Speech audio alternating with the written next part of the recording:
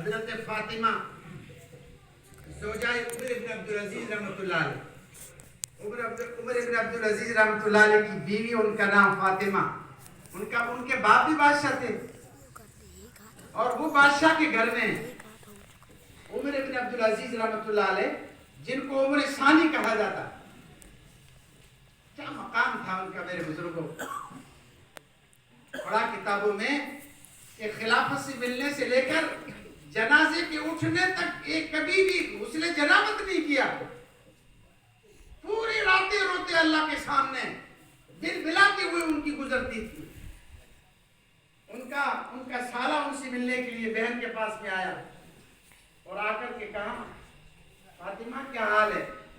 فاطمہ رونے لگے، ان کی آنکھوں میں آنسو آ گئے۔ بھائی نے پوچھا بہن کیوں رو رہی ہے، کیا معاملہ ہے، کیا ماجرا ہے، کیا بات ہے؟ بھائی نے جب پوچھا تو ان کا رونا پڑ گیا اور زیادہ رونے لگ گئی۔ بھائی نے زیادہ اصرار کیا، اصرار کرنے پر اس نے بتایا کہ بھائی میں کیا بتاؤں، رات کا امیر المومنین عمر بن عبدالعزیز رحمۃ اللہ علیہ کا رات کا جو منظر میرے سامنے جب آتا ہے تو میرا رونا اور زیادہ بڑھ جاتا ہے۔ کیا منظر ہے بہن، بتا تو صحیح کیا معاملہ ہے، کیا ماجرا ہے؟ کہا کہ رات کو عشاء کے بعد میں گھر آئے، تھوڑی دیر میرے پاس میں بیٹھے اور اس کے بعد میں عبادت گاہ جو ان کی بنی ہوئی ہے وہ اپنی عبادت گاہ میں چلے گئے اور مصلی بچھا کر کھڑے ہو گئے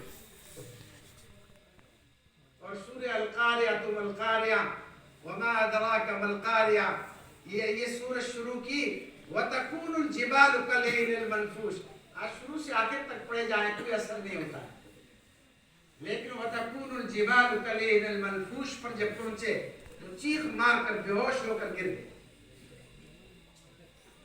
تڑپتے رہے یہاں تک کہ کچھ دیر کے بعد میں ان کا تڑپنا کچھ رکا تو میں نے جا کے دیکھا تو بے ہوشی کے حالت میں پڑے ہوئے۔ میں یہ سمجھی کہ شاید روح پرواز کر گئی ہو، لیکن جگانے پر وہ پھر جاگے، پھر پوری رات اس طرح روتے رہے اور گرتے رہے اور پوری رات اس طرح گزری، یہاں تک کہ جب فجر کی اذان ہوئی تو ان کو ہوش آیا۔ اس طرح پوری رات ان کی گزری کہ رات کا ان کا یہ منظر مجھے بار بار رلا رہا ہے، بے چین کر رہا ہے۔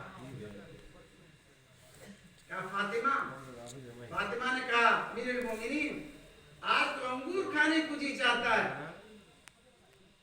ایک درہم اگر آپ کے پاس میں ہو تو دے دو۔ کہا کہ اللہ کی قسم میرے پاس ایک درہم بھی نہیں ہے، سمجھے نہیں، امیر المومنین ہیں، خلیفۃ المسلمین ہیں، لیکن اس طرح سادہ زندگی۔ ان کا اس وقت کا بہت بڑا عالم دین، اس زمانے کا عمر عبدالعزیز رحمۃ اللہ علیہ کے زمانے کا بہت بڑا عالم دین، ان کو بلایا۔